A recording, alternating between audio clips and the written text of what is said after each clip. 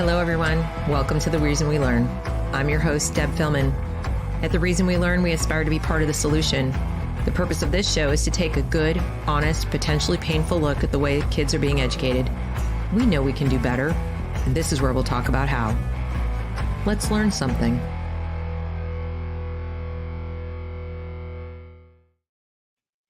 Hello, everyone. Welcome to The Reason We Learn. I'm your host, Deb Philman. I'm so glad you're here. I have a great show planned for you today with our friend John Wilson, who's back with us to talk about math in California. If you are new to the channel, please consider subscribing to be notified when I make new content about our education situation. If you're interested in being part of the solution to the crisis we have in education in America, that this is the place to be. Please like and share this broadcast also so more people can join us live and ask questions if they'd like to. Otherwise, they can watch on, or you can watch on the replay, and perhaps you are. And if so, thank you. Each of these shows is an opportunity to hear from people who are working to improve education or defend individual liberty any way they can. And this one is no exception. John Wilson III became the full-time Education and Enrichment Program Director in 2006 at West Angeles Church after earning his BS in Electrical Engineering from George Washington University and enjoying a 20-year career as an aerospace engineer and years of volunteer youth work at his church and community. Under his direction for over 2 decades, EEP has grown from modest math tutoring sessions to a noteworthy educational program that has provided year-round enrichment opportunities to thousands of youth, mostly non-members of the church, for over 50 middle and high schoolers across 50 middle and high schools. That's a lot of schools.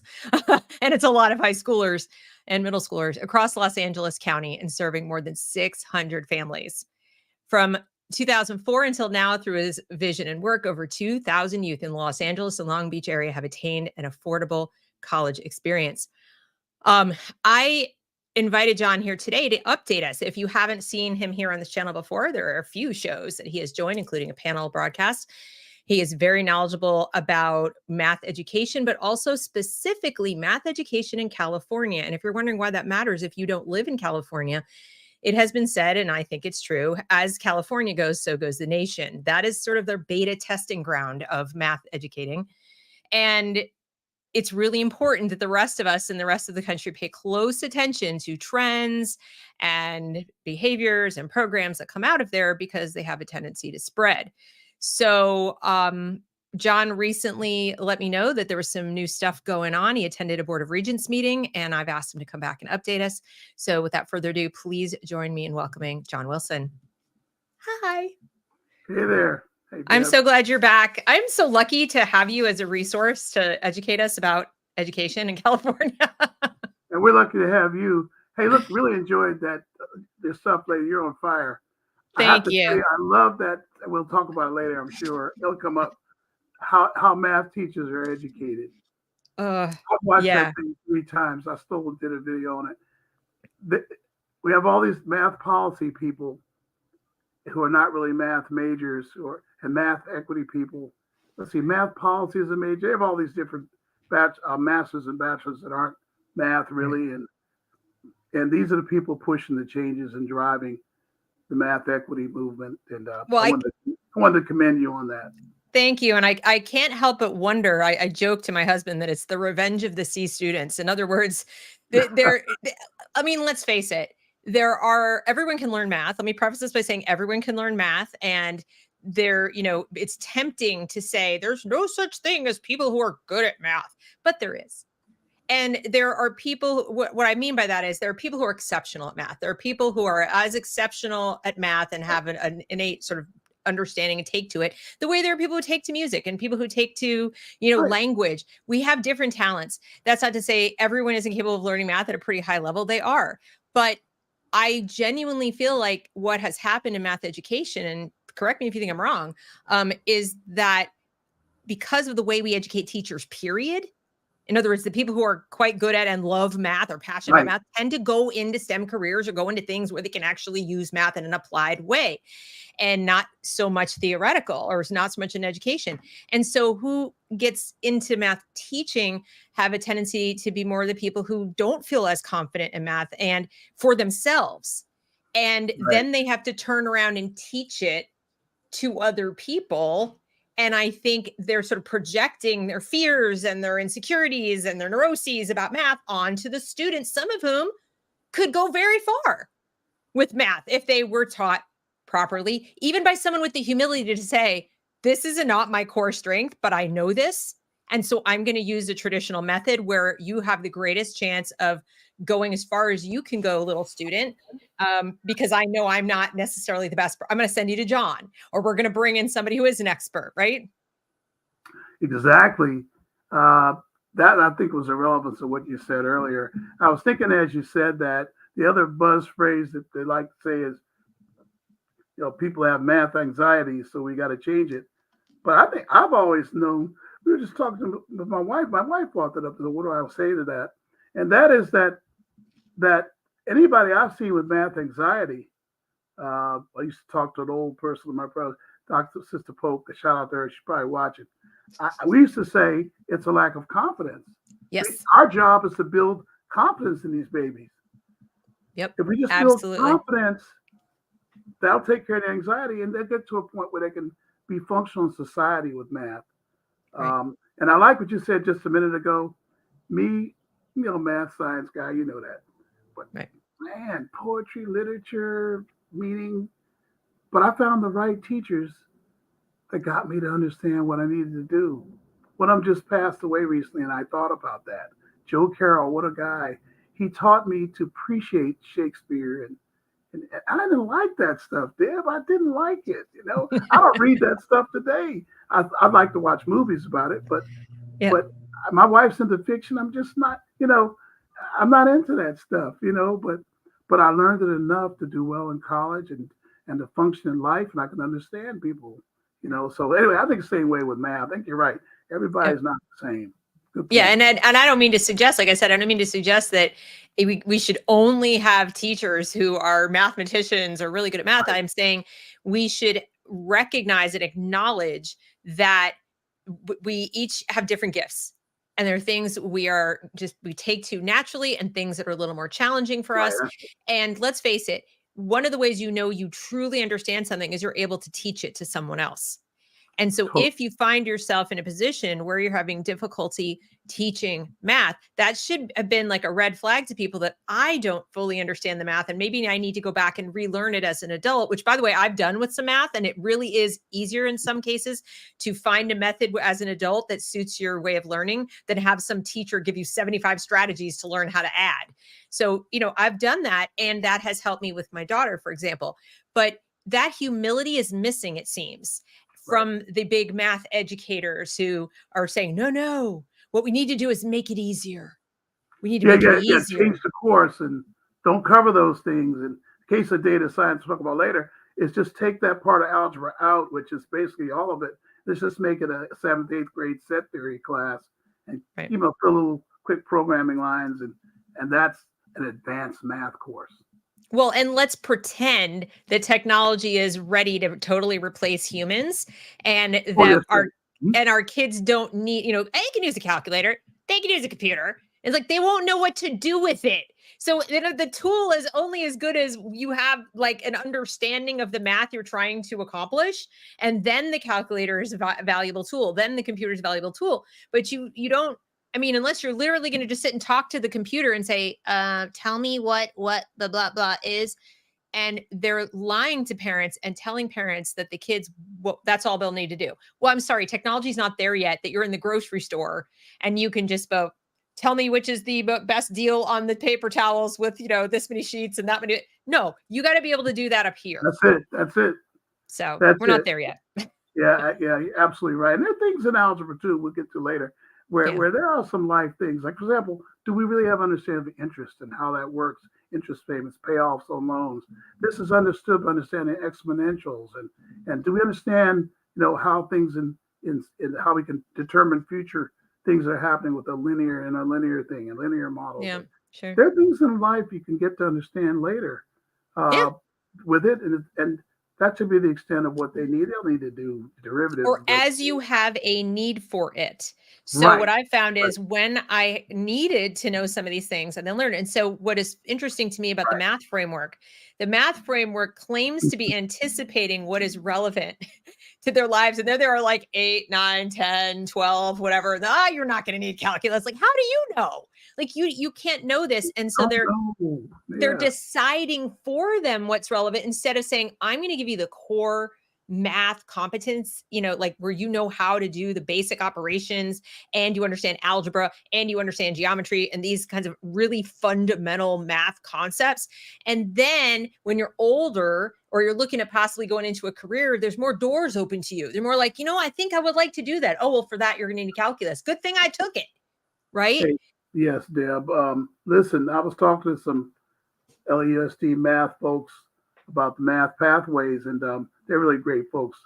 And I pointed out to them, I like a course called Financial Algebra for the 4th year of math. I think we need to kick it down the road as far as we can, 11th, 12th grade, before we tell students where they're going. Yeah, they're doing it. Where are they doing it now, John? What age are they telling students what they're not going to need? You say to a student, you can't do algebra until 9th. And, oh, by the way, you can't do algebra 2 later. You're deciding early for students that they're not going to do STEM and applied physics, applied science. I have seen students, Deb, it's so exciting what I do. I have seen students who as far as their math, if they fell off a boat, they wouldn't hit water. And they were sitting there not being able to do anything as 8th and 9th graders, but we stay with them, work with them. I was just talking to my wife one day. She's an engineering major at a very large Eastern school today, and I'm just amazed. You don't give up on students. Push it down the road. They'll decide later. Give them everything they need. I feel so strongly about that. Right. And what for the people watching, can you explain the pathways? Like we've talked a lot on this channel about the California math framework and what it is, high level, what they've done. And while the school districts don't have to adopt it, it's the one that California has adopted and said, this is the one, this is the pathway, these are the courses and so on. But what would you say percentage wise that have adopted it and are using it? Oh, the framework? Oh, I just saw an article on that. It caused me to pick the phone up. I bet you half, it's a little alarming. Sorry, I'm scaring people, but I think we know it. And I think they're trying to fix it really quick. I think half of the high schools, right, LA and the largest districts for sure, right?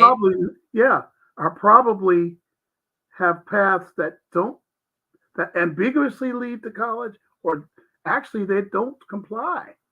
And that was the whole point of the clarifications UC made recently. It got everybody. I think everybody got upset when they said, "Oh, data science, not advanced math." Everybody got scared because in their schools, what do you know? They were replacing algebra 2 with it and validating it with courses that are not advanced algebra, algebra 2 when I say advanced, or integrated math. Everybody might know, but not that second algebra course. So I'd say about half had ways of students saying they could go to college without it. And then they wonder why. We read articles, as you probably read, where they get to these professors in college, they can't do math. Right. They can't do the first year of intermediate algebra in a college. Right. And so that what I'm hearing you say is that the way the pathways are set up and the schools are adopting the framework, it gives them a sort of legal way to lead the kids astray. In other words, put them on a pathway for math that will close doors in their face. Or even worse, stamp the path they already had. We can do it. Oh, wow, we're okay. See, we're okay. And so that's why I don't have to take this. I don't have to take that. Right. And I'll be fine. That's why UC kind of said, whoa, wait a minute. Where do we decide that? Wait a minute, Common Core 2000. We never said that advanced math was that. What's that? We never said that. No, it's algebra 2 or integrated 3. And everybody fell out. It was like 1,000 quote math educators signed. Oh, please give us data science. We don't, So I think there was already there, Deb, for some. And then when that framework came out, we're okay. And then UC kind of blew the whistle and said, wait a minute now. A couple of professors there, y'all probably watching now. God bless y'all. But blew the whistle, and I'm so proud of them for being brave. Took a lot of hits for this. Because it's not going to go down easy, Deb, to answer your very earlier question. Just because of something happening now, it's not going to go down easy. No, I'm going to take this this point from Leave Them Kids Alone. She says, that happened to my own child for 6th grade. They put him in lower math. He has proven that he can do it. Math coordinator won't let teacher accelerate him now. He has to double up next year instead. He has this semester and all summer to get it done, and they don't let him. So he's effectively 2 years behind where his older brother was in 2016 and has become an underachiever with all the you can't. So they're killing his like sense of autonomy and confidence. And that's not even in California, right? Or correct me if I'm wrong, but I think this person is in Kansas, if I'm correct. Well, there you go. And look how early it began to happen. I can't believe 6th grade. I saw it like early in my career, what I'm doing now. I was seeing teachers deciding to keep kids in 3rd and 4th math who were black and brown that were in my program in the summer. They're killing.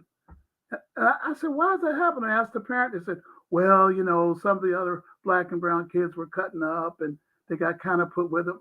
See, early on, that lady just said it happened early. Look how early that was. That's alarming. That probably, I don't even know the race of that kid, but it's alarming.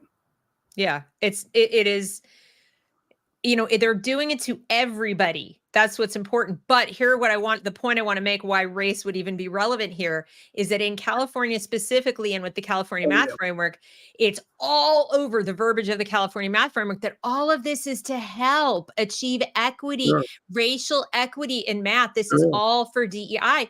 And so, we know all the students are getting hurt. We know that students who are gifted or talented in math, who are of all races, are getting hurt. We know that the people they claim to want to hurt, the minority students, immigrant students, people like that, they're getting hurt probably the most because they may not have language skills, or the parents are busy working, 3 jobs, single parents, who knows what's going on. There might be a socioeconomic issue, and they're not able to fight for something better. But it also affects the white kids. It affects everybody. It doesn't matter. In the end, it hurts everyone, but they claim that it's going to somehow level the playing field. So you know what that tells me? That their definition of leveling the playing field is everyone's going to be brought down to the lowest common denominator. Everybody's together. We're all together. Yeah. Right. And she's saying that was based on one test. One test that they put him in. Yeah, there you go. Yeah, don't get me started on the testing either. But I think, this is, when you were talking, I thought about the fact that, people trying to help. Stop helping. Stop helping. The word inclusion is the word that's causing trouble, isn't it? Mm-hmm. That you're not inclusive somehow. Right. If you say algebra 2 can be an 8th because there's some black and brown kids that struggle with it, why not get them more ready? Or why not offer both paths? And I see that happening in another school district nearby. I think I'm going to get involved there too, because I don't like to hear that I'm being inclusive by taking things away. Right. I have a problem. And in their case, they're taking away all their non-math APs. They've already destroyed the math classes. They're taking away their non-math. It's a major suburban school district. Let me say it that way. They're taking away their non-math APs, Deb, and honors classes because, the black and brown kids aren't knowing about it, aren't selecting it, and when they take it, they struggle. And so we'll just not let anyone do it. Anyone do it. So how would that lady feel who just heard that? Yeah, I mean, she can relate. I'm sure. She also says, yes, all the same, except for the select few that are predetermined to succeed based on who their family is or what they can do politically. It's sick. Yeah, it's actually backwards. They are going back to a stratified society of the absolutely haves and that everybody else has not. Aristocracy level and serfs. And most of us don't. We don't sit up in here. And this is the big lie. The big lie is that the California Math Framework and all the other versions of it out in the rest of the country, like equity math and all these different maths, they are telling you They're doing this to help other kids be successful, but their definition of success is it's easy. It's easy for everyone to like get an A. Yeah, And more importantly, it's easy for the teachers to teach it. I think that's what's behind it. Nobody wants to talk about that. I just saw a student last night in my Lakewood. I do a math workshop there. He came in and needed help with polar coordinates, which is a very advanced math topic. And I said to him, I says, "Hey, what's the problem? You seem to get it now." I says, "Oh yeah." He says, "But I don't really have to know this." I said, "What are you talking about?" He says, "My teacher said he's going to skip it, but my dad says it's a pretty important topic, so I thought I'd come tonight." Way to go, Dad. Because he doesn't have class today. I said, "Why are you even here? You're on break." And that's what provoked the discussion. He felt he needed to know that. So parents, you have a role too. That's right. You got to push back. And that's why what Deb's doing is important. I guess because we point out these things to help how we build this next STEM generation. Well, and a lot of parents, you know, they hear, you know, you're taking math and they just naturally assume, well, the experts, the school district, the standards, the state standards, like, you know, y'all are going to teach my kid or put them in a class to get them what they need. Right.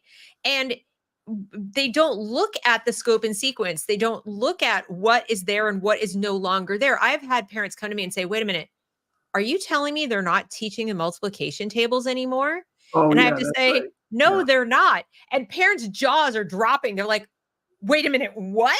And I'm like, no, they just don't even teach it anymore. It's bad to teach memorization. They don't teach the addition facts. They don't teach multiplication facts. So then they're not really doing long division. They're using a calculator. And the parents are just sitting there looking at me like, well, then what exactly are they doing in math class? I'm like, it's math appreciation. It's like, look at the math. Isn't it cool?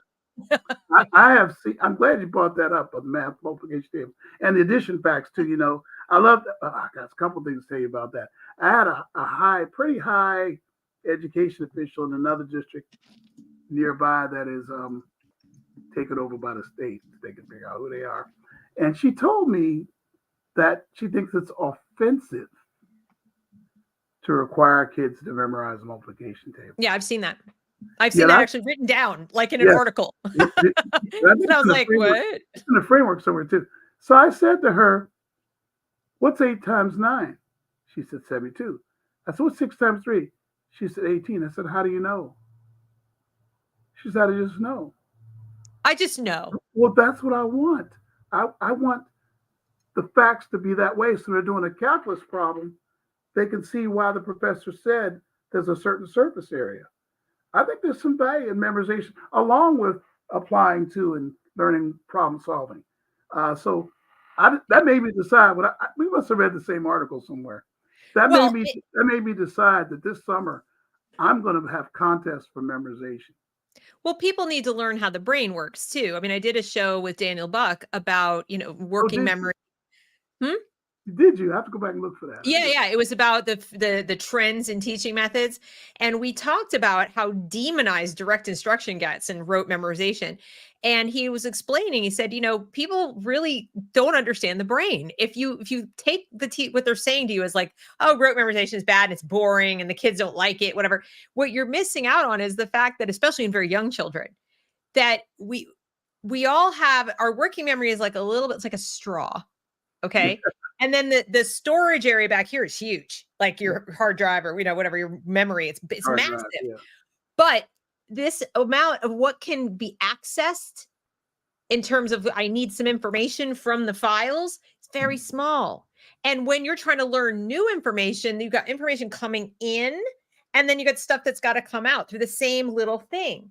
So the more you have to like work at it, to either retrieve something or to bring the new stuff in, the harder it is. And that's when they get bored, glaze over, think it's, you know, not fun, because they can't do it. When you memorize and you just feel like I memorize, wrote, then that stuff travels back and forth through the little straw, like really fast. And you can send out the bits that you need and then bring more back with you that is relevant to that. I'm probably getting it wrong in terms of how I'm describing what he said. No, but But his point was that your brain it's not an open, you don't just open up the head and dump information in. Okay. Nor do you learn things by osmosis. You have to actively work. When we say engaged, we don't mean having fun with activities. We mean your brain has to be actively engaged with the material, like attempting to integrate it into what I already know and why this is relevant. And when it comes to math, it can't do that unless there's something I already know. Well, if I don't already know anything like base 10, multiplication tables, addition facts, what am I integrating it with? Nothing. It's vacant space. Yeah, I think you're right. I mean, it's so much actually fun to me as an enrichment person.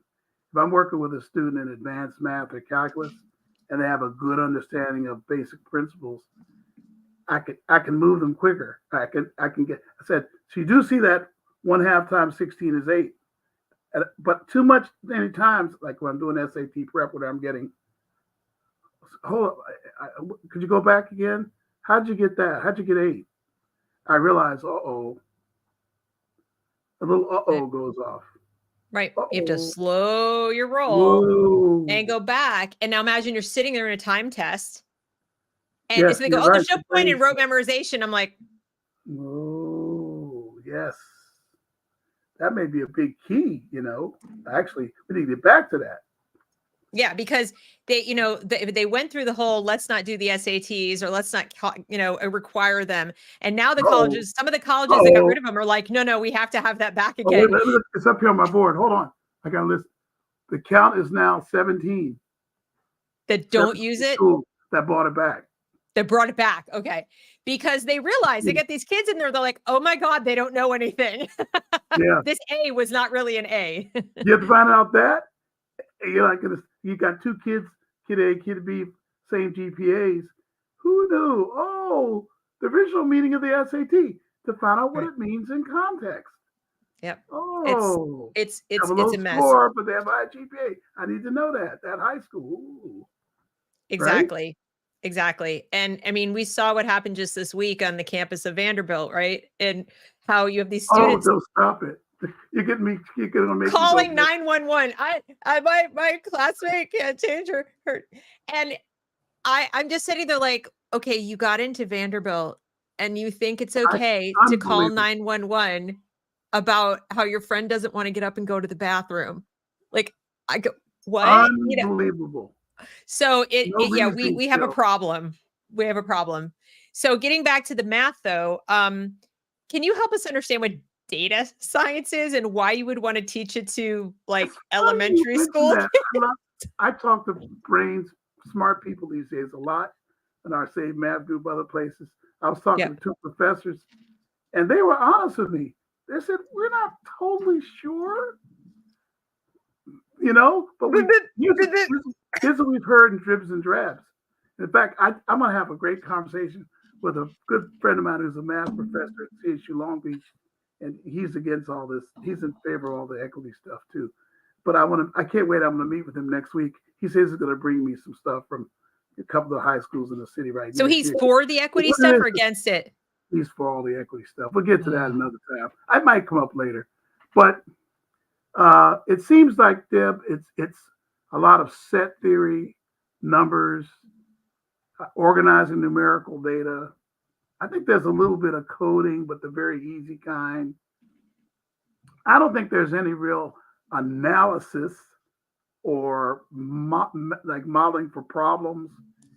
It looks like it could be a course to keep kids interested in programming, but not doing coding. It's kind of hard. I know I'm having a hard time describing it. It's a little nebulous, but I'm going to get an actual curriculum in front of me because those 2 guys told me, here's what we think it is. Then the U cubed appears to be much more into the programming side, but it's not really an analytical. Put it this way, somebody who knows the course in the article and likes it said it's like in a middle school course. It could be 7th or 8th grader could probably do it very easily. I can't shake the feeling, John, that what they're mostly trying to do, since all the rest of math has been turned into math appreciation, is that they're trying to desensitize kids to the potential danger of having their own data like constantly demanded and harvested and sold and everything by making data this cool, fun thing. Like, hey, check it out. Data analytics is this really awesome tool so that the kids don't ever get like leery of it. But if you really understood like the math, first of all, and the implications and exponential growth of data and all and modeling and everything, and then you learned data science, you would go, can I have an ethics class, please? But if you give it to the kids at a very young age, my concern is they'll be desensitized, kind of the way they're presenting sex ed to third graders. Like data's good. Data's like candy. It's awesome. That's my worry. See, about 3 years ago, I would have told you, Deb, that's a little cynical. But yeah, well, here we are. I think you got something there. I'm very cynical. There's an agenda. Yeah, you're right. I think there's an agenda there that may be around that desensitizes us for that. And all they have to do then is tell them they're little data scientists. And that, you know what we need you guys, you little data scientists, to do? We need you to put on this VR headset. And you're participating in a data science experiment. They're not going to tell them they're the subjects of the experiment and they're trying to figure out how to rewire their neural pathways to be more receptive to certain pieces of data and information. No. We're gathered. We just know you're just participating. I genuinely feel like that's the deal. Yeah, but thank goodness for two things that went on right after the framework. And I'm so glad that appear to be unrelated, but are very related. The 8th grade vote in San Francisco was just awesome. Yeah. The voters and the push and the lawsuit to bring it back. Can you tell people what that means, the 8th grade vote in San Francisco? Because people might not know what you're talking about. Oh, yeah. They actually had a vote to confirm that 8th graders will be offered Algebra 1, returning to the 2013 or 14 standard that we'll get to that later. That is certain educators. I'm trying to not say a name because until you bring me into it. Anyway, but it restored that. But actually, there was a lawsuit. Shout out to my good buddy there, Rex. There was a lawsuit that really started it all, and that was probably going to win. And the parents jumped behind it, and that was the greatest moment. So that was one of the two things that happened. And then I was so happy that at the time I was conferring with LAUSD about math pathways, UC said, wait a minute, we never agreed that data science was advanced. How'd this happen? Well, because they already had a problem with the framework, things in the framework. And they realized, wait a minute, data science, what? We need to clarify what's advanced math. That's not advanced math. And these things were happening in my world, bang, bang, after the framework was approved. So the framework's being sawed away at quietly. But isn't that sad, though, and a testament to the corruption of the California, sort of Department of Education or whatever you guys call it, that you could get a framework passed despite the fact that people were scientists, mathematicians, engineers were signing petitions saying, please do not approve this thing. They even delayed it so they could supposedly look it over some more. Then, all of this stuff, people were building websites, Save Math, all this, and they still approved it. And now after they approved it and people are busy shoving curriculum in, changing up schools and everything and what they're going to do. And now suddenly they're like, maybe that wasn't the best idea. And you're like, were you guys paying any attention at all? We tried to tell you. That's really a great take you had there. You got something there, Deb. I mean, looking at it from the outside. See, I'm in the forest. So that's interesting. So what I know so well is, I knew it before this, is that the people who run the California Department of Education are quite political. And the office of the guy who runs the instruction office here in the state, the superintendent of state instruction, is a very political man. In fact, he's running for governor. So those are all political. And so the political people, to borrow your cynicism from earlier, have an agenda for wanting math taught that way, whereas the academicians at CSU and UC said, what is this? And my fear is, though, all those people, the academicians, so-called, they're going to age out. At some point, they're going to retire. I told one of them, I said, I'm still scared, and because I felt the regents would stop it. But there was a big blitz on the regents before this regents meeting. They had me a little terrified. But it turns out that regents said, we never said we were going to decide today. We're going to wait for the academic people, and then we'll deal with it. So I think they're going to let the academic people come up with a decision. Meanwhile, you got all these people that have commented already that Elon Musk and Broussard and people have said things that make it look like it's going to be the politicians may lose on this. And then remember the vote in San Francisco? I think it probably all started with the recall of the board there years ago. Right. Well, I'm cautiously optimistic that something will be done about that. And that does kind of bring us to the regents meeting that you attended. Yeah. You just talked a little bit about that, but tell us more about what you heard at the meeting. And for those of you that's what they are. It's not like a board of education. It's the board of regents, right? Is that what it is in California? Right. So think of it as a board of, you should sometimes have some fun, Deb, in your spare time, as if you have it. Have some fun. You mean to look at the org chart? Look at the composition of the people who are on it. Because you have an advisory part and a voting part. You should read the people that are on it. But there's some real science-heavy people on there too. But in any event, and I think that's who the professors in UC appealed to prior to the regents meeting. Now watch this. So the regents weren't going to make any decision. They're going to wait. Now, it's more interesting. There were two people, of course, my buddy Jelani, shout out to him at Cal Berkeley. You might have heard of him. Mm-hmm. He's taken a lot of hits for this, but he's out there fighting a good fight. And Dr. Conrad from Stanford, we'll get to Stanford later. Dr. Conrad from Stanford, he's a good guy. I love that guy so much. He's a good guy too. They testified there and made great testimony. It only had a minute. But the more interesting thing about the regents is the things that occurred before it. I think it ended up being 254 signers that wanted to make data science advanced math. Was alarming. We got all the and I went down the list, Deb. I'm not finished my analysis. One of my people helped me, and 2/3 of them are not STEM. They're administrators. They're not really math teachers. There are a couple of math teachers, but it's mostly administrators, math policy people, politicians signed it. We were more shaking our heads over who was hoping the board would make data science and advanced math. And we were amazed by that. It was more the things that occurred leading up to it and that have occurred since then in articles and I think the revelation about Professor Bowler was a shot after that. In other words, like people who I'd like to know about. I think somebody on the Save Math or someone, they'll never admit it, got that story out in the open. Well, just for those watching, if you're not familiar with Joe Bowler, Joe Bowler is the one of the important people behind the California Math Framework, in the sense that not only did she help kind of write it and so forth, but it refers to her research more than any other person's research.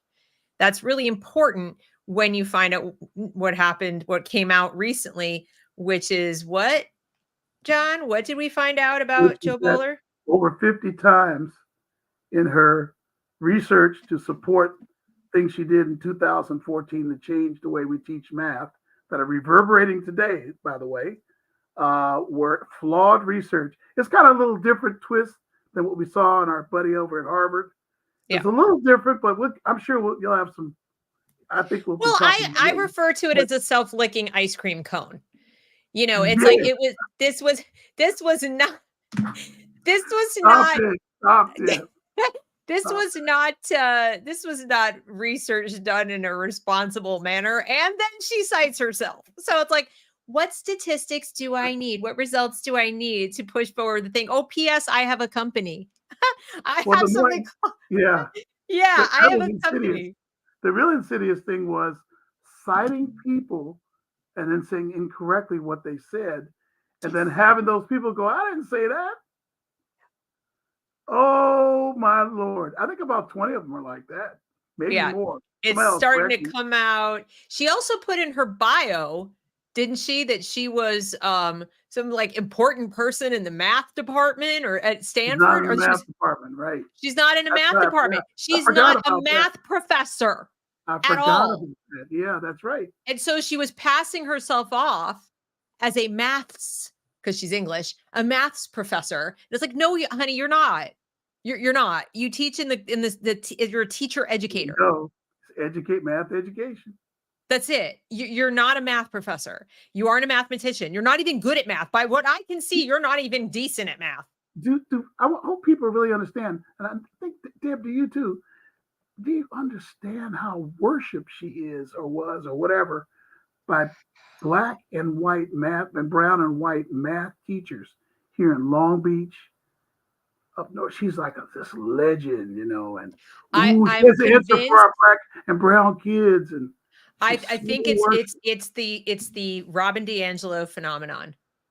It's a white woman, and not only is it a white woman, it's a white woman with a British accent from Stanford, who is so deeply concerned about cultural relevance and DEI and racism and ending the scourge of American racism. So she brings that whole panache from Europe or whatever, like, I'm not American, whatever. And so I think there's a cadre of people who like have that sort of, oh, you're so amazing and you're going to help us.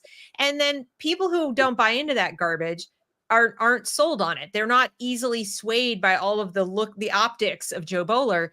But unfortunately, a lot of people are. She's singing their song, just like Robin DiAngelo. Yeah, Deb, and the alarming thing to me as a black enricher here in the community, it resonates with the black elites who don't think we can do math. That's what really upsets me when I come across intelligent black people who say that it's almost crazy what I'm going to say, that say that our kids can't do math. I genuinely think that when people get out of a situation or never were in it, one or the other, either if you've gotten out of it, I think you're probably better off. You can sense that I got out, others can too. But let's say you never really were in it. We are in a generation now where there are plenty of people in the so-called black elite of educate who didn't grow up in the hood. Okay, they grew up in suburban America, but they happen to be black. And so they can't relate, but they feel like they should be able to relate, but they can't, but they're scared. But, and I have this theory that they genuinely think that there's some kind of magical special sauce that made them successful and that someone else won't have that. Yeah, I think you're right. Yeah. It's not that it's not that, the other kids could do as well as they did. This is why I loved what Coleman Hughes said when he talked about how there are two approaches to fighting unequal outcomes or racial inequality in terms of outcome. He said there's the approach of like, we have to fix it now and make the outcomes equals any kind of way, like pushing things down, or we can try to understand the cause of the problem. And he genuinely believes it's more of a class issue than a race issue, which I do too. And he said, so, if you come from a certain socioeconomic class, irrespective of your race, we can objectively say there are certain opportunities you may not have. Now, that doesn't mean that government should come in and fix it.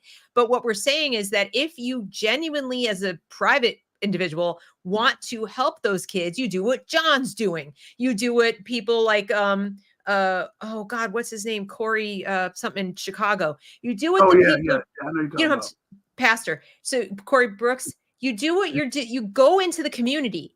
And it's your community. You know these people and you know what they need. And you take from, you say, what do you guys need?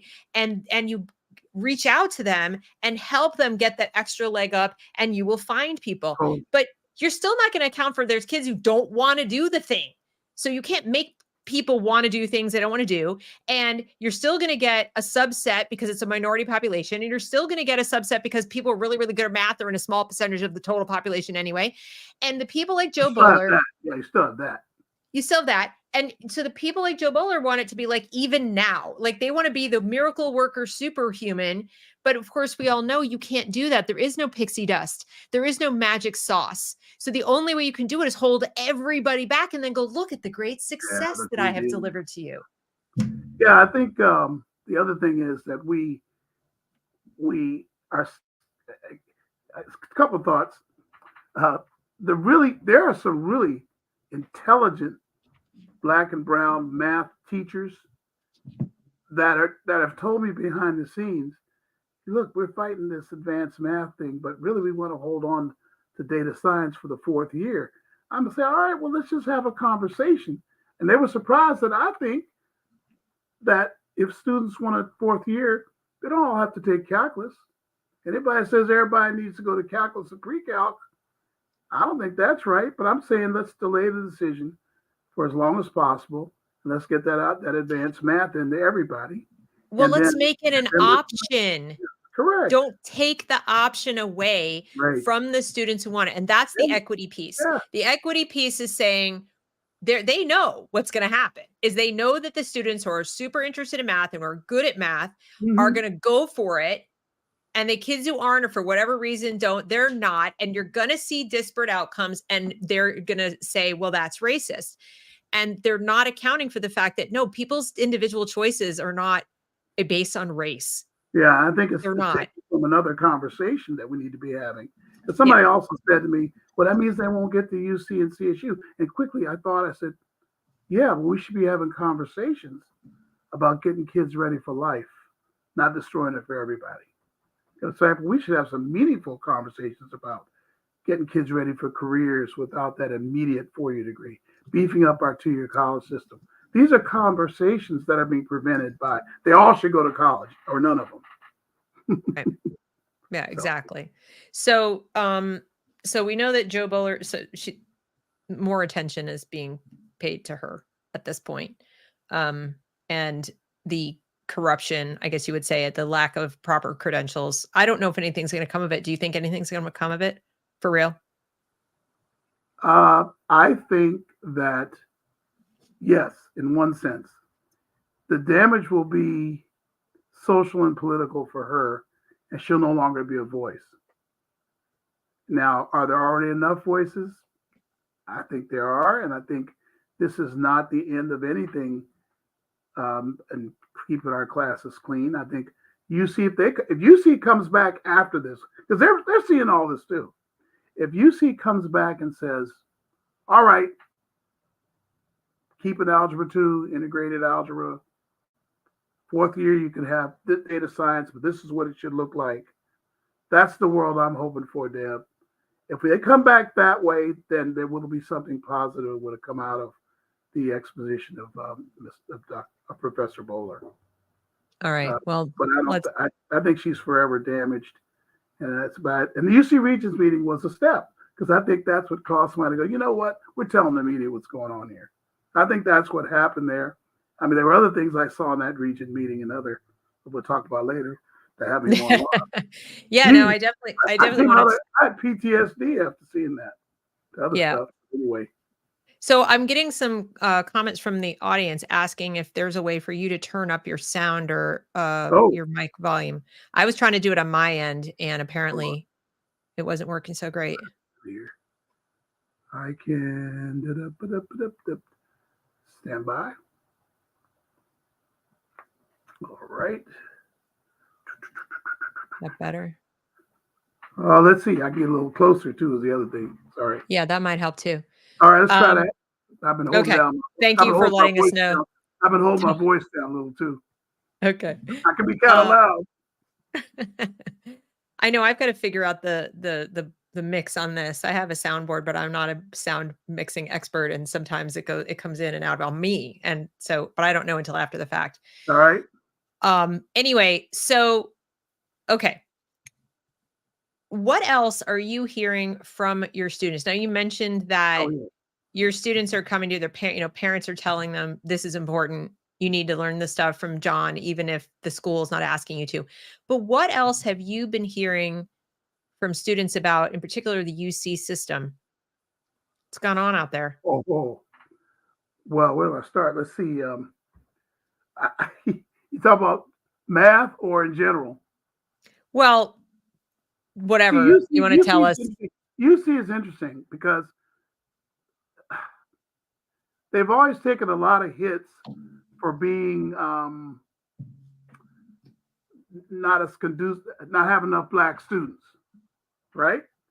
But and that's something because of the public school system doesn't produce enough that can get into UC.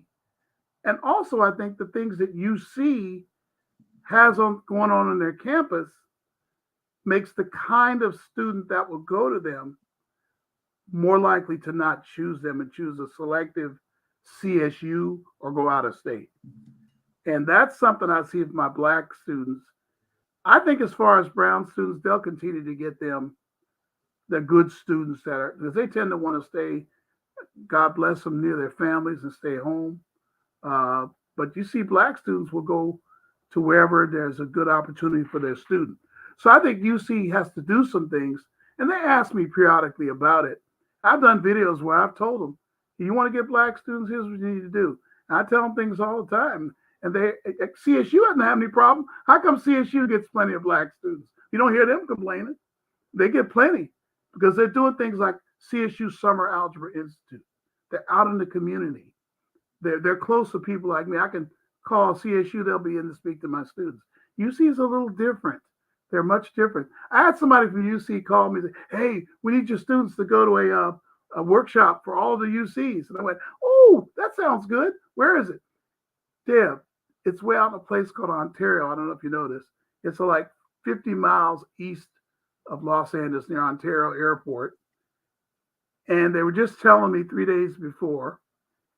And I'm like, not going to happen.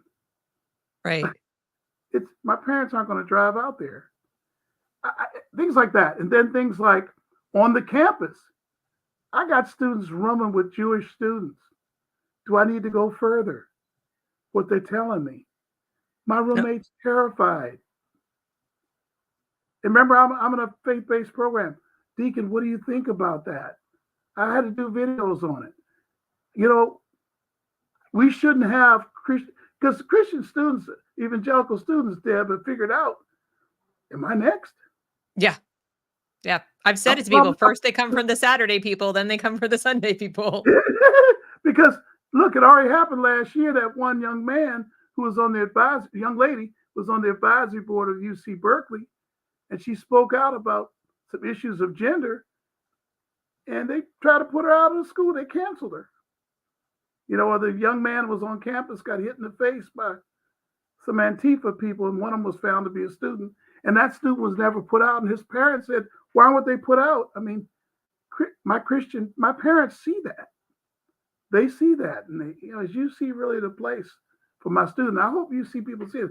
I have good friends who work in admissions for UC. They know I love them, but they know I tell the truth. If you want more black students, you know what to do. That's so interesting because I think a lot of people, because of the way that Black Lives Matter and some of, you know, the left-leaning, you know, presumably black organizations have taken or, you know, co-opted the Palestine thing and the war in Israel as just another way to support brown people, whatever. Well, you know, these are colored people. Never mind. Go ahead. Sorry. But what I'm saying is, like, so people have a tendency who are kind of just halfway paying attention to assume incorrectly that Black America is against Israel. Black America is against Israel, is against Jews, is on board with the Palestine thing and all the protesters. And they don't realize that it's not just Jewish students who are being harassed and so forth. You'll have Christian students who are evangelical, or they're, you know, they just don't approve of any of this, you know, like that, or they have a roommate, like you said. There are groups like IBSI and CUFI and other organizations that are specifically Black Zionist organizations that are very much in support of Israel. And it's like, imagine being one of those Black students. You're like, I'm not going there. First of all, they're trying to tell you as a Black person what you're supposed to believe. Like, you're supposed to be with us on our side because you're Black. It's like, excuse me? We heard this at Vanderbilt. Remember they took on the Black officer? Yes. Like, you're Black in America. Why are you doing this? And how'd you like to be that cop? You're like, I'm sorry. I guess I didn't get my memo of what I'm supposed to say. You know, what you're seeing, sticking his head up there is, oh, there's a fault line. There's a great book. You should be, you'd love it. What is it? What is it? Bodie Baucham's book, Fault Lines. I almost feel funny recommending it, but boy, it's so appropriate. I go back and read it all the time. But Bodie says in there something that when I first read it during the pandemic, I said, "Oh, Bodie, you're a little rough, man. Get out of here." This sure is a little disagreement in the black church, and come on, we all right, man. Come on. But I know you follow the news. I know everybody out there follows the news. There's a fault line in our community ideologically, and we're starting to figure some things out. And some of us who are more liberal have had enough. And this is a serious moment in America right now, folks, because if we have some great leaders. If they figure it out, the fix is going to happen from within our community. Let's get on point now. Now we can get on point. I think that's what we're seeing on the campuses. When I get students calling me and asking for clarification, they're not accepting this oppressed thing when they grew up in the church. And wait a minute, this is Israel, this is Jewish. Wait a minute, I'm confused. So there's a little fault line here going on.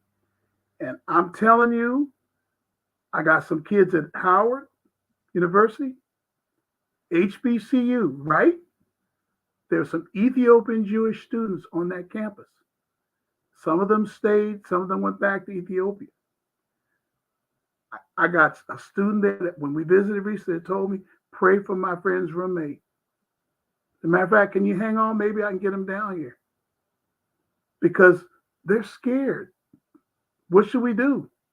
When that campus, that president has pretty much not said a word about October 7th. I don't want to get too political, but I'm just saying. No, but there are fault lines that are running that the black community is starting to realize, wait a minute. Right. This isn't as clear cut to me that it's race.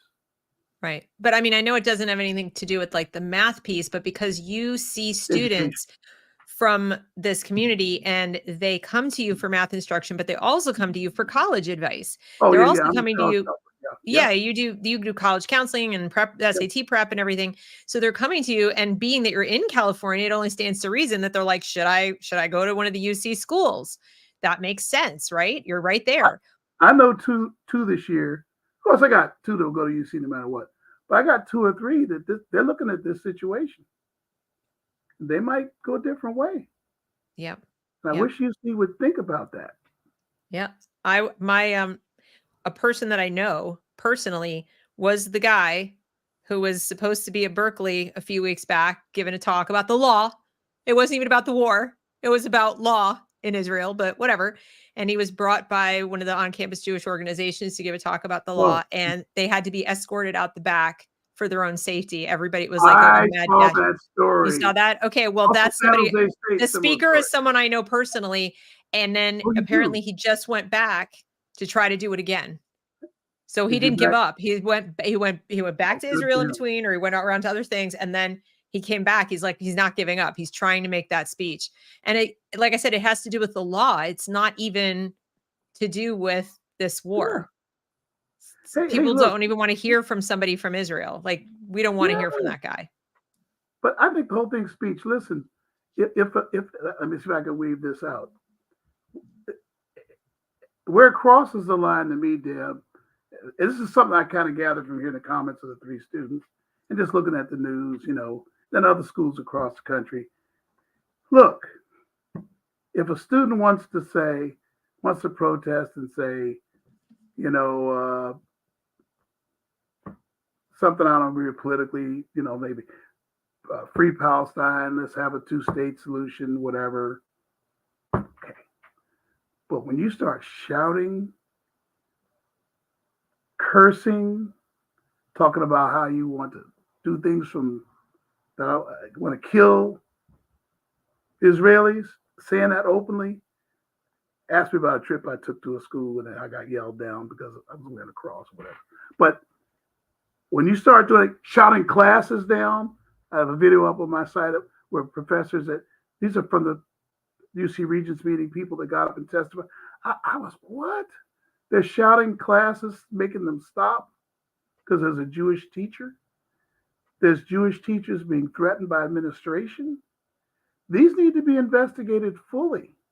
Yeah, that's not about land and not war. About free speech. No, it isn't. That's about intimidation and harassment. And in the way obviously, is if the shoe were on the other foot of any other group or any other identification kind of thing, like if it's a Black teacher, if it was a Hispanic teacher, if it was, Ukrainian even or something, no one would stand for that. No one would stand for that. That would be instantly ended. No, not happening. But it's like they just, that's their opinion. Let's bring it on home, Deb. So people could really understand. If it was Black students being yelled at in class and classes being shut down by white students, and if it was Black teachers being intimidated, how long do you think those administrators, those students would be allowed to remain? 5 minutes. I mean, it would be over so fast. It's over. I would understand that. It's over. It should be the same way with Jewish teachers and Jewish students. And what people don't understand is that when we call this out, those Jewish students aren't asking for some new special treatment. They're just saying you have a code of conduct on the campus, and all of these schools have codes of conduct that do, by the way, in most cases, if you go read them, include that you're not allowed to disrupt the learning of others. They pay to be there, that you are disrupting, you're stealing, essentially. And so they're not enforcing the code of conduct pretty uniquely in this case. And that's what people are upset about, is the double standard that, as you're pointing out, John, if it were anybody else, they would enforce the code of conduct. These people would be suspended at a minimum, if not expelled. And that's it, and told not to come back. You don't just get to behave any way you want because of freedom of speech. Freedom of speech allows you to protest, and even on the college campus. It doesn't allow you to shut down classes and harass and threaten people. That it does not allow. Well, Deb, you mean, wow. So it doesn't depend on the reason why you did it? Oh, they had a reason. Come on, Deb. Oh. Nope, it doesn't. And even I'll defend their right to protest. Sure, I'll defend their right to speak their mind and even host a meeting to plan their protest. That's fine. What I object to is, for example, if you take Students for Justice in Palestine, their national organization, we know for a fact, has received money from people abroad who have connections to Hamas. We know this. This is not. I know. This was known before. Unknown. Yeah. And you've got professors and students who are effectively giving material aid to a documented terrorist organization. And so when people say, they need to be thrown off the campus, it's not a violation of free speech to throw an incitement organization, a violent organization that is essentially a PR arm of a terrorist organization, off a campus. That is not a violation of free speech. That is a defense of the civil liberties of the people on the campus. And I just feel sad because I have tutoring students too, and they've applied to a lot of the UC schools. I just had one let me know she got into 4 of them, including UCLA. I think it was like UC Davis, UC Berkeley, UCLA, and UC Santa Barbara. And she got into all of them, but she also got into Harvard. She got into Columbia and Northwestern, and she's waitlisted at Cornell and UPenn. And she's leaning towards Harvard, and I'm just like, okay. She's from Texas, and I'm just like, home life, I think she'll be all right. So and she's going into STEM, so I'm hopeful that she'll be okay.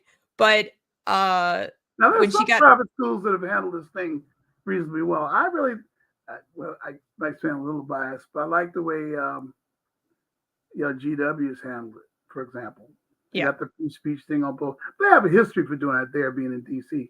Free speech thing going on for both sides. And they put students out of school, 7-1 on some Palestinian students out of school. Yeah, I mean, a holographic image of a knife going through Israel. They put them out of school. Yeah, they put them out. There have to be some limits, I do think that she was leaning towards, I think it was like Harvard, and then I think maybe like Columbia after that, and then it was UCLA. UCLA was very high up on her list. And, Where? it's a great school. I mean, like, the thing is, even I, who am kind of down on college, will sit there and observe that the UC system has some amazing schools, especially for specific departments. Not about that. Yeah, you're right.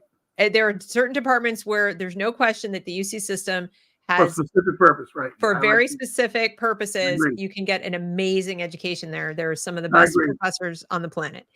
But you got to deal with that campus, and you got to deal with that culture and all that stuff. And then, to your point, you've got students coming to you saying, like, I might want to go there, but what? Yeah, they got to get their house in order. The UCLA may be a little ahead of Berkeley, way ahead of Berkeley. It's funny how each campus is different with this. Very different. UC San Diego has gone ahead and agreed to the students, the BDS students, and the canceling of some Jewish organizations. But here they're trying to backtrack, and now they fired one assistant provost there over it. I said, oh, I couldn't believe they did everything the mob wanted. They had a big. Can you imagine? They did. That's just insane. That's like 1938 level insane. They're trying to walk it back now, but it's a quiet that's story. bad. Nobody's talking about it. That's bad.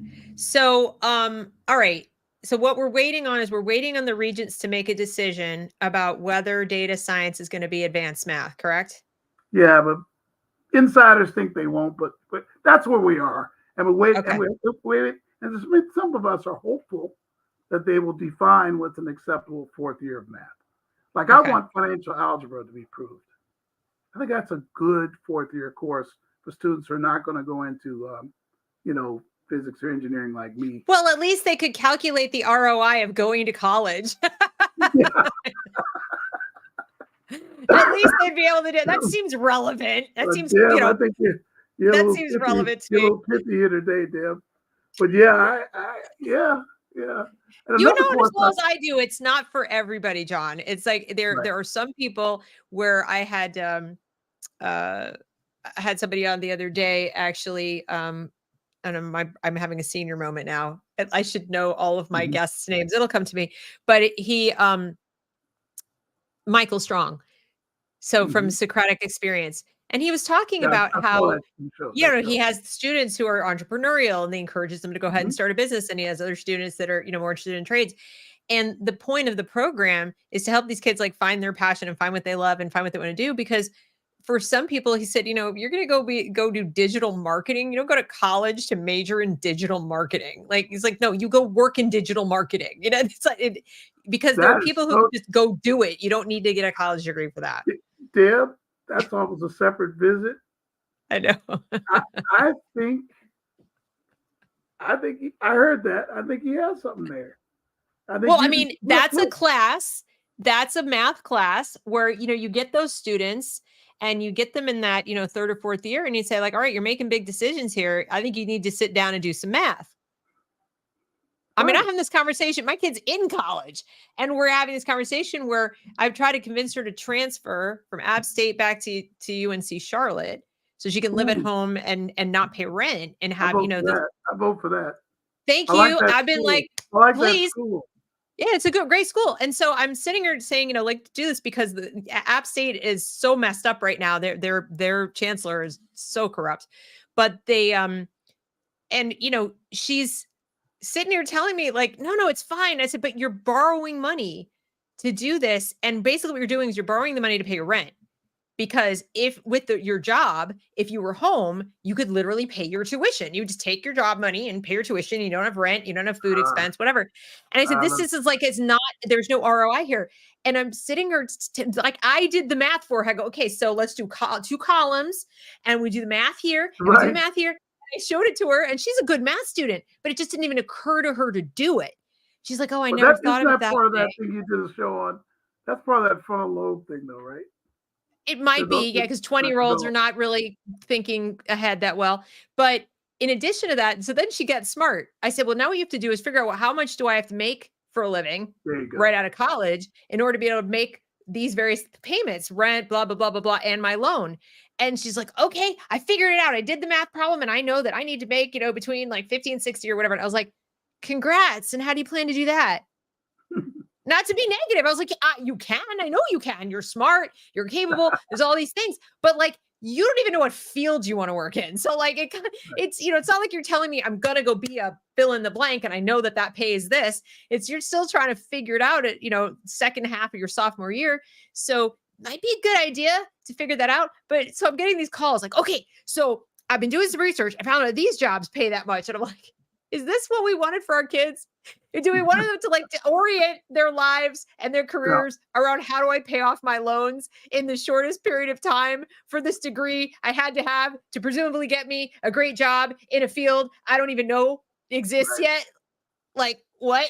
Yeah, and it's really a lot of fun. I don't mean to put her on the spot. She's a super smart kid and she'll be fine. She'll be great. Right. But I'm just saying that even when we parents like kind of know the score and we know the math, they're the schools that they go to, and she was homeschooled the second part of high school and the first part of elementary. It was just in between. She went to public, but they still push them so hard towards college, the culture, everything. That's like, well, no, but you can't be successful without a college degree. Like, but you can. It's like, so it'll be fine. That's going to happen. I think you're like you're saying, I think that we're going to see the idea of college totally redefined, Deb, over the next, we'll see it. You and I will live to see a different kind of thing college does. And, as they start, I'm watching those stories, and I know you are watching those stories with the minimum wage going up so high. The minimum wages are going up so high that they're cheapening the liberal arts degree. Yes. Right? Yes, so indeed. I think that's going to be an issue that we have to watch closely. There's a great article in, of all things, Essence Magazine about that caught my attention. That said, hey, maybe the degree, maybe there are other ways to get trained for jobs. Because they're pricing themselves out. Like, hey, a student last night just gave me their cost sheet for, actually, it's LMU, but all the high-level private schools this way. And I pay attention to college costs a lot. The direct cost there is going to be $82,000 this year. I said to myself, that's insane. That is insane. He's going to have a lot of financial need, but I'm going to have to. I know people at LMU that can help me get him some money, but $82,000 for a middle class family. That means they're going to remember the 1/3 rule. They're going to pay $42,000 for school. Now LMU is a great school. It's $82,000, but watch this. CSU Long Beach, let's just compare tuition. CSU Long Beach is $6,000 full year. The tuition at LMU is $61,000. Let's stipulate, and I don't think it's clearly true, based on what we just talked about. We just talked about the value of the degree. Is it 10 times better than CSU Long Beach? I think, reasonably speaking, you'd have to say no. Right. And that's the math problem that the kids are not doing, John. So when they come to, you need to put that course together. You need to put that course together. Right. You know what? And you need to sell that course. My first note of the day here. I'm writing these notes down as I go. No, you need to do that because it is simple things like that. I've asked that very question. I've said to my daughter, is it worth $17,000 of rent? Because that's what she's paying for a year of rent in that stupid apartment. Is it worth that to get that education? Because that's what you're paying. That's it. You're borrowing money to pay that because you have a job. And she's like, no, I'm using it to pay my rent, my job. And I'm like, what? No, she didn't hear you. And she's because remember the tuition is identical to her rent. That's right. Her tuition and her rent are the same. And so she's sitting there like, no. I'm using it to pay my rent, not my tuition. I'm like, well, how are you paying the tuition? Yes, well, I'm borrowing the money. I'm taking loans. Right. And I'm that's your point you're making. Yeah. That's the point you were making. When you have to teach a high school graduate what the word fungible means. Yeah, fungible. There's a problem with education. And like I said, even with the homeschooling, she was in like an online homeschool program, but they already assumed, if the kid had taken this many advanced courses, which she had in her public school, oh, she knows all this stuff. No, she did. I found out the hard way. I too thought she knew certain things. And it's like, what's that mean? I'm like, you're an honor student. You have a 3.8 GPA. What the hell? Yeah. Hey, Deb, you convinced me. That 4th year financial algebra, I'm going to tell Jelani and those guys, they should definitely get that beefed up or whatever, but that needs to be there. Well, and then, like I said, then you see how many TikTok videos, how many Instagram videos of the same graduates a year later, when they're like, hold this one girl I saw today, she's holding her 2 degrees framed. She's like, I have 2 degrees. I have 2 degrees and I'm applying for jobs and they want me to answer phones and they want me to type and, but I have 2 degrees and I don't want to answer phones and I'm like, yeah, that's what's happening. That's what's happening. See, that's a conversation that's going to be had very quickly with all these minimum wage increases. She can, if she was a great waitress, she can make 60,000 a year now, 25, 30 an hour now. Well, in theory, until the restaurant closes because no one's going out to eat. That's right. Because the same dish. And then John, they also, in addition to not getting around to raising the prices of the food because they have the high wages, they also got to now worry about, is this plate full of food green enough? Is it a high carbon or a low carbon meal? Yeah, what kind because of how we raise the cattle, or it's got meat in it. It has vegetables that were not grown, according to the low carbon plan of Gavin Newsom or whatever. And so by the time they get around to all this, no gas stove. And so like by the time they retrofit the restaurant, they'd get the menu all green, etc. The only people who would be able to dine at the restaurant with the $20 an hour wage are Gavin Newsom and his friends. Every restaurant will be French Laundry and no one else goes out to eat. I'm right. I'm not saying anything. So and we need the kids to go vote because they're voting in massive numbers this year. And we need them to go vote in their interests. And unfortunately, they've got them so whipped into a frenzy that they're voting against their own interests. When they go and they vote for all of these things, they don't understand. Well, that's the reason why I'm launching it. I'll mention it here.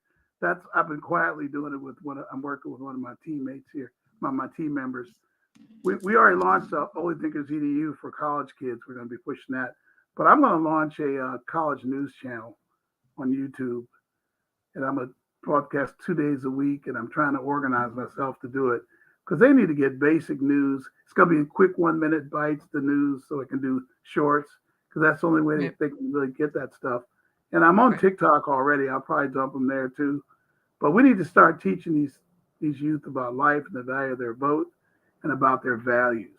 It's very, very important. Don't vote against your values. Right. And let's wake up. Let's get our noses out of these phones. And ironically, they might see it on the phone.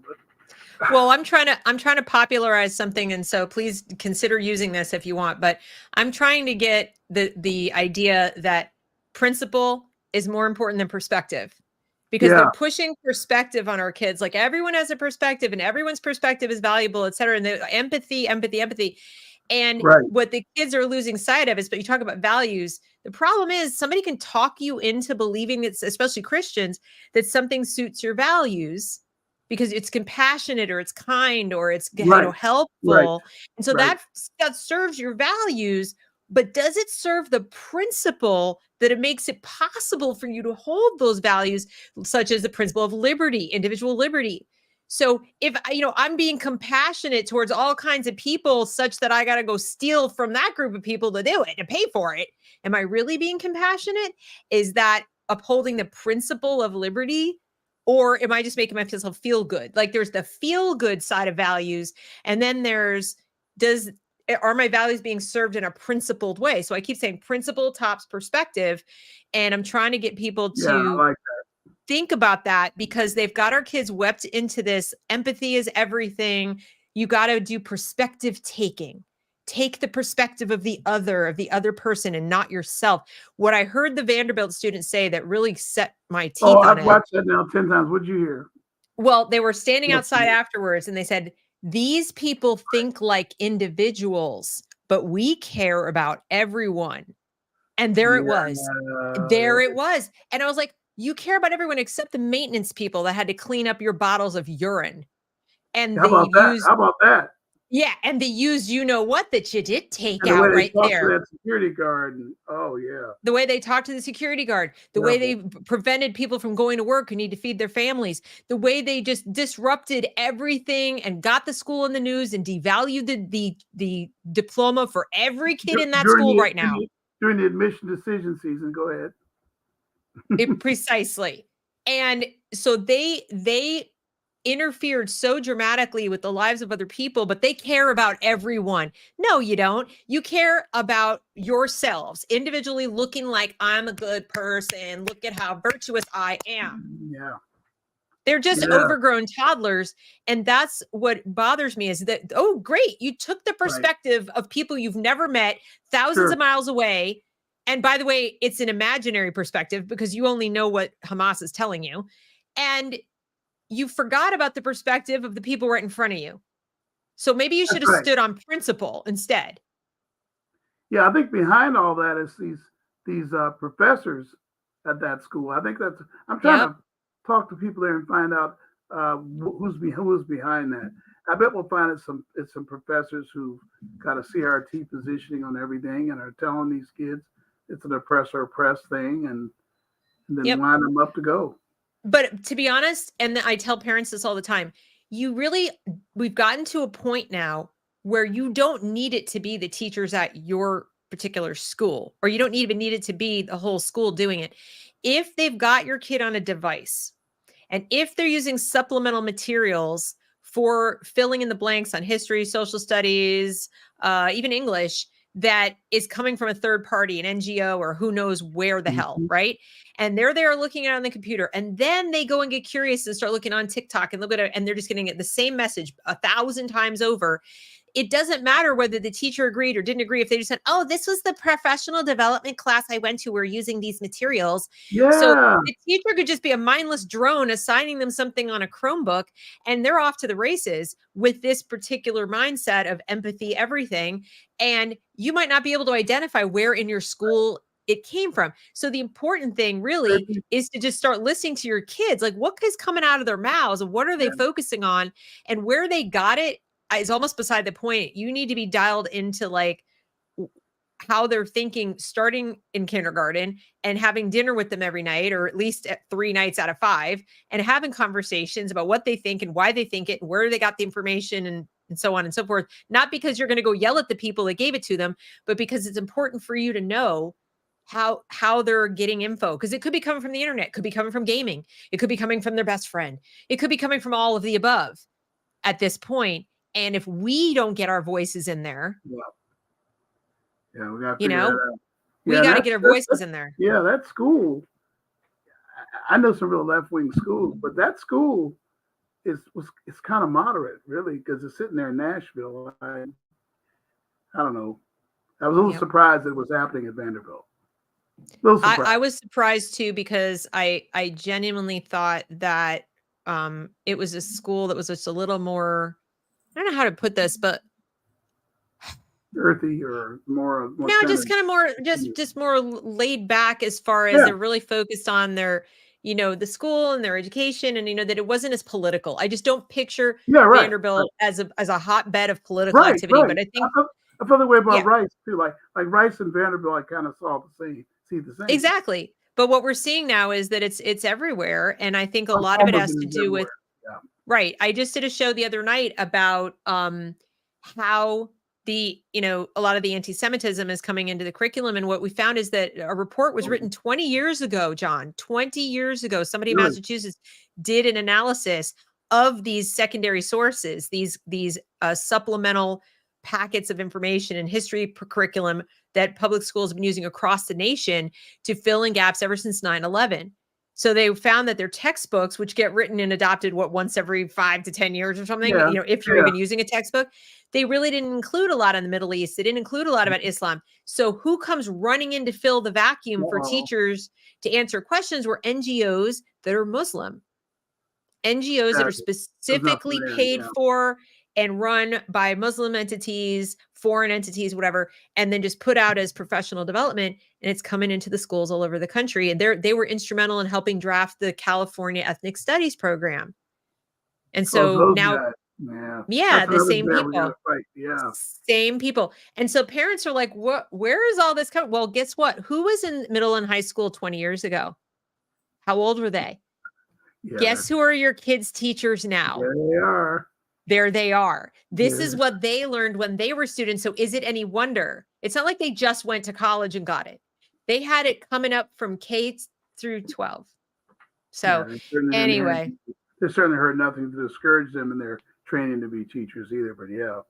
yeah. So I guess final thoughts on anything of this. Aside from the obvious, parents, if you're listening, you've really got to look deeper into what your kids are being taught for math, and more importantly, what they're not being taught for math. Yeah, I think it's going to be very important. Here's the things I'm telling parents that are different, even more evolved today. Get to those meetings at your school. If there's a way to get involved, and like here in California, we have, and also other states, I hear there's school site committees. There's funding that comes to the school that these committees do. Get in those meetings. Learn the curriculum of your classes. Go to the website. Sometimes things are right out in the open, like they had a certain day here in LAUSD coming out day, whatever. Right. But parents were surprised by it. I did a video and 500 views, and parents tell me, "Oh, thank you." Tell them how to opt out of it. Don't be surprised, parents. Get involved. Get involved with your math teacher. Get to meet your math teacher. How are they teaching? Yeah. What curriculum are they using? And if they can't answer basic questions like that, that's a red flag. They should know. They should know. I know you're busy, parents. I know you're working, but please work this problem. Now, I did want to get to some of the other questions and comments I didn't get to. So let's just quickly go through these. Leave Them Kids Alone says, can you speak on the whole new philanthropist? I like that.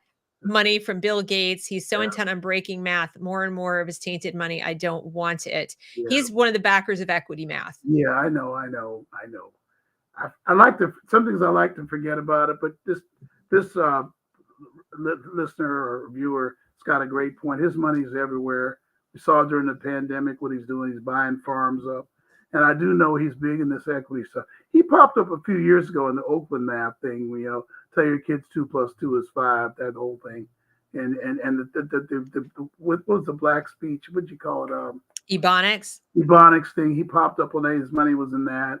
And his money's all in this, in the U-Cube stuff and curriculum development. So yeah, there is a problem with Bill Gates. I think Gates is going to get exploded. I thought his moment was when the Epstein thing came up. I guess I was wrong. Yeah, I don't know. He didn't go away. He's there.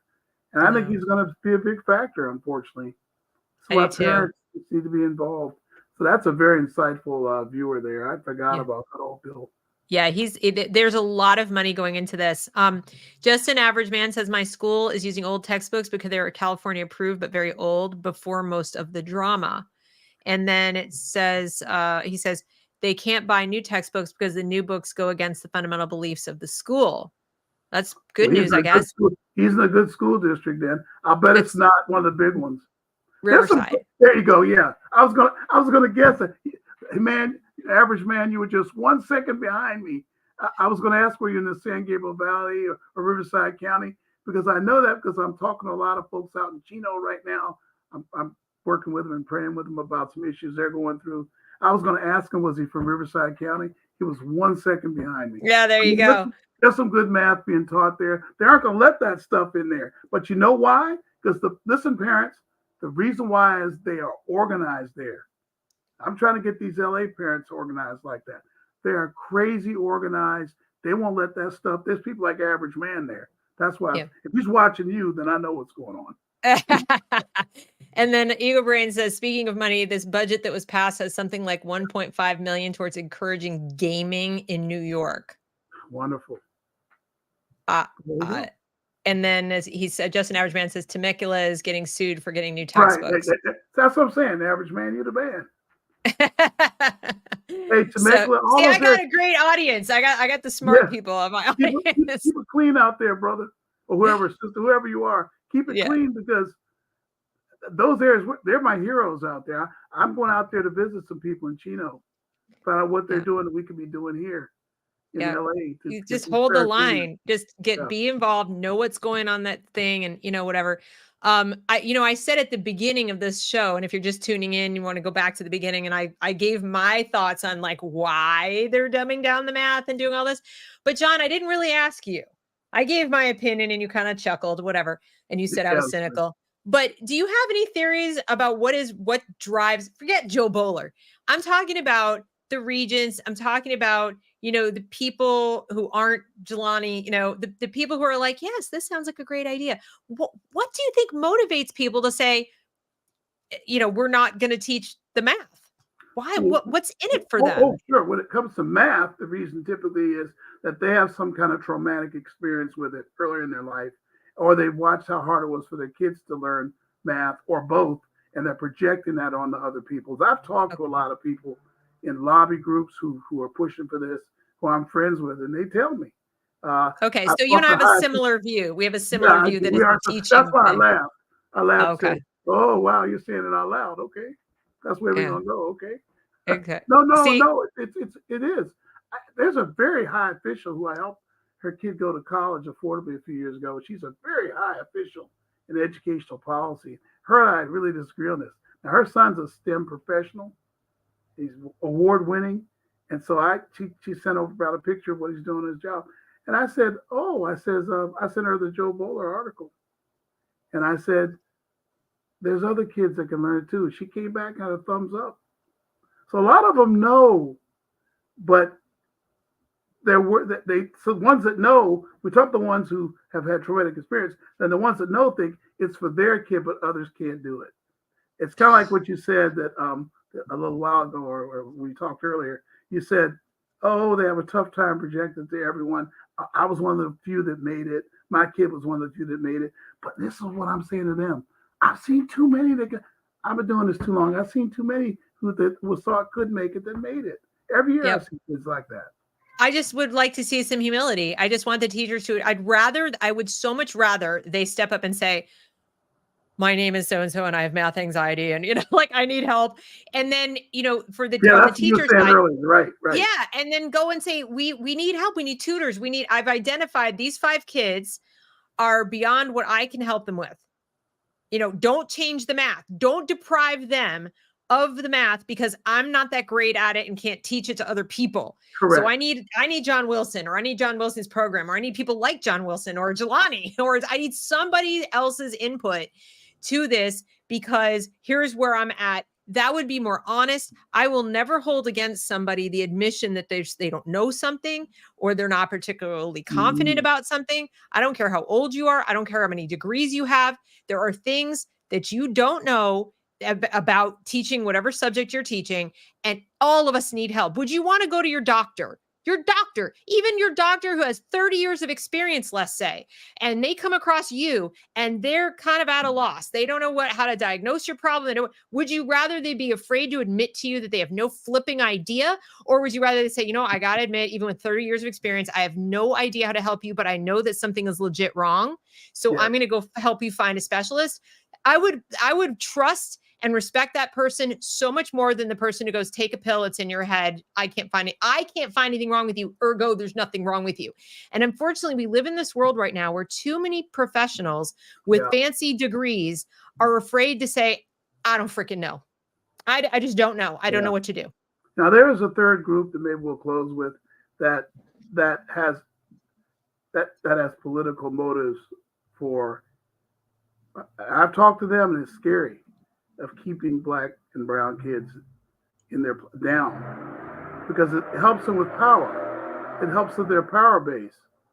It's a power thing. They're using that situation, especially election year. I see it a lot. I said, hey, that's why I want to talk to this guy at Long Beach. Get back to a certain candidate in the school board here. So I think there's that too. And that's the smaller group that really scares me. Right. Well, you got to find just an average man. Me too. I ain't worried. I got to that point now. I went through the simple man phase. Leonard Skinner. I'm a simple man. Live to that song. That's who I am. That's my biography. But now I'm at the point where I turned 65. I know I don't look. I know I look good. But I get to the point I don't care, Deb. I'm there. That's a I'm good right place to there. be. That's a good I'm place right to be, there. I I'm think. right there with you. I'm right at the point of, people are like, not a day goes by. You're racist. You're this. You're that. They call me every name in the Sell book. out. And I'm just like, Sell out. okay, Yeah, whatever. I'm a sellout. I'm a sellout, Deb, so don't worry. So, I'm an evil Zionist. I'm all bad things. I'm like every bad thing you could ever be is me. And, that's the great thing about being called all these names is after a while, you're like, I didn't die. I'm still here. Right. Like it didn't do anything. Like Right. you can hurl names at me. You know what they taught us when we were kids? Sticks and stones or break your bones, blah, blah, blah, blah, blah. It's stuck. And it's a really good lesson. And that's one I wish we could continue to teach our kids because now I'm like, I'm gonna tell the truth. And if you don't like it, well, that's unfortunate for you. I'm sorry you feel that way. Such is life. All right. Well, John, as always, it was so good to see you and talk to you and you're doing amazing things. Keep doing it. Keep up the fight. People, if you want to get in touch with John, you can reach him at the YouTube channel. Let me go find it because I subscribe to it. Education and Enrichment Program. Yes. And just Google it, just search for it that way. Or of course our website, www.westaid-eep.org. Yeah, let me get it. I'm gonna get it. And follow along. He makes videos about the stuff that you're dealing with, and you make videos. I noticed you make a lot of videos aimed towards the parents and the students. So if you are watching or listening from California, even if you're not nearby, to get the benefit of the services that they offer, please do watch the channel because you're going to get a lot of information about math in California, math policy, SAT prep, college admission stuff. You can probably speak to people about the FERPA stuff and FAFSA and all that kind of stuff. Yeah, FAFSA, not FERPA. What am I talking about? FAFSA. FAFSA was a disaster this year. Oh, here it is. Yeah, we'll talk about that some other time. It's been a real disaster. It is massive. Here it is. Okay. So guys, this is the YouTube channel. I'm putting it in the chat for you guys. And that's West Angeles EEP. You can go see all the videos. What makes a good college. There's a ton of material out there. And that's content for anybody. I mean, there's California specific content, but then there's content that's good for just, anybody. And head over there. So thank you so very much. Happy holiday to you. Thank you. I'm sorry, I should have led with that. You made this day bright for me. So, like what? Ours is coming up. Passover's not till the end of I know. I saw it's later. End of April for us, but yeah, I'll be in Florida most of it, but I'm gonna still try to, going on vacation during Passover. I'll give you a shout out before you go. Oh, thank you.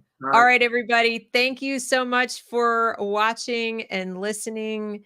And like, share, subscribe, all the usuals. If you're listening on the podcast or watching in the replay, thank you. Definitely, it's good stuff here. You should listen to her. Thank you. All right, everybody. Have a good one. Bye-bye.